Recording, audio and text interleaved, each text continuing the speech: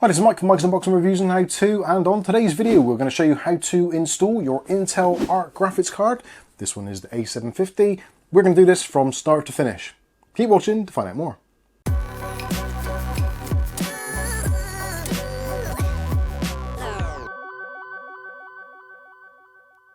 Okay, so some of you may have gone out and bought yourself a brand spanking new Intel graphics card, and you're possibly wondering how to actually physically install it, and also what drivers you need, where did you get them from, etc, etc, and what are the best practices for actually cleaning up your system prior to installation.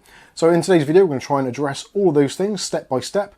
There will be some chapter markers in the description below, so do check those out. So if you're buying this, it's a brand spanking new installation of Windows, then there's some points of this that you don't really need to do, but we'll try and address that as we go through anyway. But yeah, like I said, if you don't want to see the whole video, then do check out the chapters. Anyway, with that said, let's get on with it. So first things first, we're going to need some certain things. So a connection to the internet, obviously a PC that works. You're also going to need a power supply, which is suitable for your graphics card. This particular one requires a 8-pin connection and a 6-pin connection. So make sure that you've got that on your power supply. If you've got a modular power supply, you may wish to connect additional parts of your power supply just to enable that.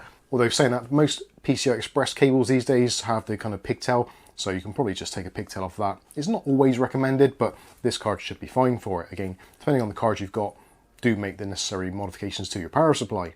Something else to bear in mind as well is to make sure that your Windows installation is as up-to-date as possible.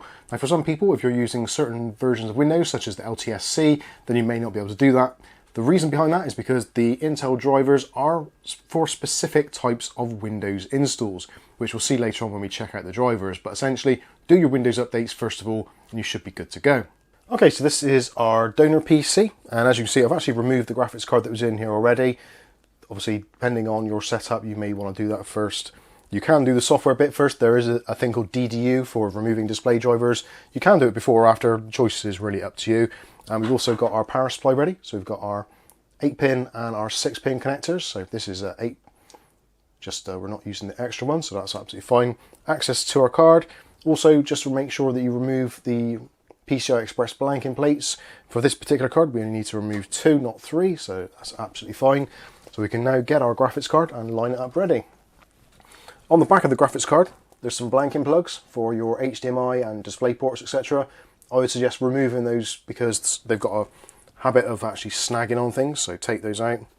So when you're ready, get your graphics card and line it up with the PCI Express slot, making sure this little retainer at the back is in the down position or against the motherboard. When you push your graphics card in, that is going to try and flip out to lock it in place. So make sure that is in the backward position or the flat position, and just gently line up your graphics card with the PCI Express slot. You might need a little bit of a wiggle, and once you can feel it starting to grab on the back plate or on the PCI Express, I generally grab this bit at the back, a little bit of thumb pressure, and just push that into place. It might make a little bit of a creaking noise. Don't be too concerned about that. That's absolutely fine. So now we can take our screwdriver and our screws and fix in the graphics card, making sure it's not going to wiggle around. You may need to wiggle this back bracket a little bit depending on your case. If you've got one which is made of slightly cheaper metal, then yeah, you might need to wiggle it around to get the screws to match up. And also, when you're doing this, make sure that when you go around to the back of the PC, you can actually see the HDMI slots and they're not blocked, which can happen, which will give you a no display issue. So that is pretty much it for that part. We can plug in our power cables now. So again, there's an 8-pin and a 6-pin. So let's do the 8-pin first of all. And it should make a very slight click when it goes in. For the second one, we don't need the second part, so I'm just going to put in the 6-pin, and then the 2-pin, which is left over, just going to tuck underneath just to keep it out of harm's way. So there we go, that is the physical side of it done, installation-wise. So let's plug in our HDMI cable now, and we'll get it fired up, and we'll do the software side of things. Okay, so now we're on our desktop, and currently, as it stands, we're probably going to be having our system detect this as just a generic Microsoft adapter. And if you look into Device Manager, you'll probably see high definition audio device has an issue because the onboard HDMI pass-through isn't working because the drivers aren't installed. And in display adapters, you probably have Microsoft Basic Display Adapter. Now at this point, if you've had a previous graphics card installed on your system, I strongly suggest using DDU to remove the drivers. If you haven't had a previous graphics card installed, you can skip past this part and head on to the software installation. So for those of you that are still with us and want to remove your existing drivers, so just go to DDU and go to guru3d.com and get the display driver uninstaller. And we're going to go through, I'll leave links for this in the video description as well, so don't worry too much. Some people ask the same question about this, download locations, and they say that their location isn't there. This is just where the servers are hosted. It's not like a localization thing, so if you download the one from the Netherlands, it won't be in the language suitable for them, and Germany one won't be in German, etc. So it'll all be in the kind of default language for your location, so just get whichever is closest. Let's go with Netherlands, that seems to be the top one. You have to go down and agree to the terms and conditions, or at least read them. It should start downloading automatically. Ours has here, you can see it started downloading. There's a zip file. So click on that and do show in folder. This is in our downloads folder. So to make this easier for you to understand, I'm going to actually copy this and I'm going to put it onto the desktop. Paste it there. So this is a zip file, so we need to unzip it. So right click and choose extract all. You can choose to leave that as it is. So click on extract and it should give you a new folder. And also within that there's another folder. So DDU, this is the application. So what we want to do is double click on that and it will ask you where you want to extract to. Again, it's going to go to the desktop. There's another folder now, so go into that one and then you can install the display driver uninstaller. So double click on that, click OK, and basically there we are. So you should really be using this in safe mode, but actually for recording purposes it's a real pain in the backside, so I'm not going to do it, but really you should do. Okay, if it doesn't work properly, then you can choose to reboot in safe mode. In order to do safe mode, if you go to the start flag at the bottom there, click on the power button, choose restart, hold down the shift key on your keyboard, and then choose restart, keep on holding the shift key, and eventually you can get into safe mode. So for those of you that may be wondering about that, for everybody else, let's just carry on now. You can leave the general options and all this stuff as it is. So we'll just close that and you'll get the warning saying about display driver uninstaller. That's fine, just click OK.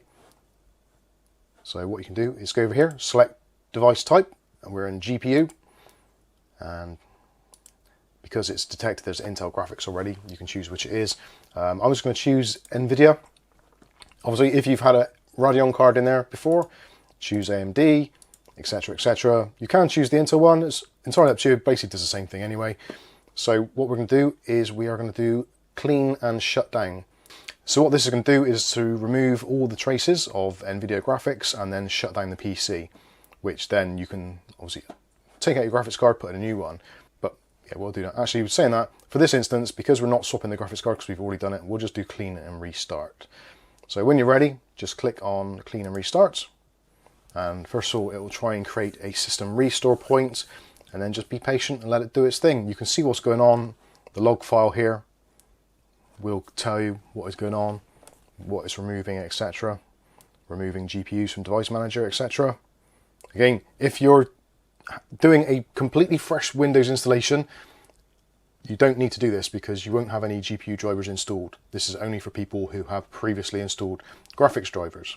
So there we go, we've restarted, we're back into our Windows desktop. So now if you want to, you can remove your Guru 3D files. So we'll just ditch those into the recycle bin. So what we need to do now is to download the drivers for the graphics card.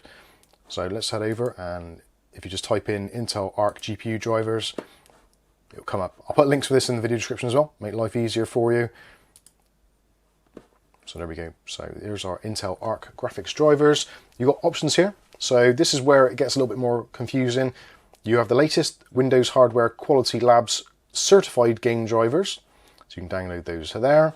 If you want to be a little bit more adventurous, you can go with a beta driver. So beta drivers are the newest ones, but they focus on things like day zero support for games, but not always the most stable. So that is entirely up to you. Or if you're maybe using this as a professional level thing and you want to do video editing, that kind of stuff, then you can use the Pro drivers. So those are generally not available for public use, but potentially you might want to use those, so it's up to you. I'm going to go with what I think most people should be going with, or are likely to go with, and that is the general Windows Hardware Quality Labs certified drivers. So I'm going to click on download here, and this will take you over to the intel.co.uk site. Obviously, depending on where you are, it may be slightly different for your regional stuff. Now this is where you can choose which version you get. So if we look at here where it says recommended version, this is recommended for the Windows 11 family, Windows 10, but notice here we've got specific versions of Windows. So 22H2, 21H2, 21H1 and 20H2. So if you're on a different version of Windows, you might need an older version of the driver. If you do want an older version, click up here where it says version, and you can scroll down. So these are all the versions of drivers that have been available for the Intel Arc and Iris Xe graphics. So if you maybe choose the first one there, you'll get a thing saying there is a different version available, etc. And there's the versions of Windows that it supports. So this particular version doesn't support 22H2. So if you've got the latest version of Windows, you do make sure that you've got the latest version of the driver because they're designed to work with each other. Anyway, so with that said, let's go ahead and click on this. So we'll download the driver. Now I've actually downloaded this already, so we can head over there, although saying that doesn't take very long. They've reduced it down in size. It was around about a gig, whereas now it's 600 megabytes, which is a little bit more palatable. So what we can do now is show in folder, or you can just click on it to open it, entirely up to you. So there is our file there. So double click on that, and it will expand the file. And again, user account control will come up. It's asking to install the Intel graphics driver software. We do want to do that, so click on yes, and then it will extract the file. And now there's going to be a section where it's going to kind of walk you through. So click on begin installation. You have to agree to the terms and conditions, so just scroll to the bottom and click agree. You can read them obviously if you want to, that is entirely up to you. So now it's going to tell you what it's going to do. So it's going to install the Intel graphics driver. It's also going to install the Intel driver support assistant, and it's also going to install Intel Arc control.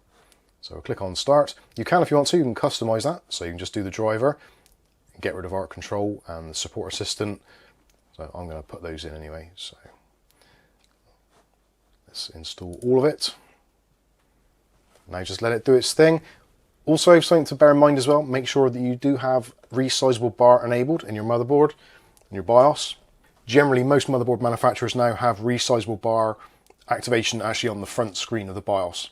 Normally towards the top, it'll be like F7 or F8 to toggle it on or off. But make sure you do have resizable bar, because Intel GPUs do rely on it quite heavily. So anyway, I'm going to let it carry on, and as soon as there's something more to report on, we'll come back. You may find as well that your screen will go blank and reappear again when it uninstalls and reinstalls the drivers. If you want to, while this is going, you can actually open up Device Manager. You can see where it's getting to. So display adapters now is showing the Intel Arc. And we've still got an issue there. Intel Graphics Command Center, that still needs to be, it's fixed itself. And the audio driver for display audio, that will be sorted soon. Another blank screen. There we go, looks like everything is as it should be. So there we go. Installation is completed. It says you may need to restart your system in order to apply the driver changes, which is probably a good idea at some point. Intel also recommends enabling resizable bar, as we mentioned, on supported systems. And then you've got the option to launch Intel Arc control. So let's click on finish. I will do a reboot shortly, but basically Intel Arc control, you can go in and see the current driver version when it's released, so March 16th. That's pretty new, it's about 2 weeks ago. Automatic updates, you can set to notify only.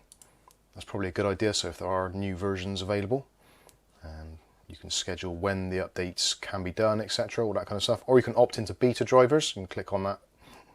And let me check for updates now. It says we're absolutely fine because obviously we just installed it, so we're all good. You can go in and do various things, so you can add games, etc. You can modify your performance and check out your performance graphs, see the utilization, temperatures, and all that kind of good stuff. So yeah, not too bad. GPU temperature 48 degrees because the fans have stopped at the moment. And you've got your GPU core power, etc.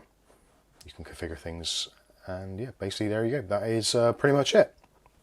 Okay, so there you go. There is our graphics card installed, and now it's time for me to install some games and do some testing, which will be in a follow-up video. So if you want to see how that goes, make sure you subscribe to the channel and click on the notification bell. That way you'll be notified of future video releases. I should say at this point as well, it's obviously things do change. The driver may change slightly, so if you find this video is slightly out of date in some way, shape or form, please let us know in that comment section below. And of course, if you need more help, advice, or basically just hand holding, please do feel free to reach out in the comment section or on our Discord, which is free to join, and I'll try and help you as best I can. But I think that's going to pretty much wrap this one up. I've been Mike. This is Mike's Unboxing Reviews and How To, and hopefully we'll catch you in the very next video. Thanks for watching.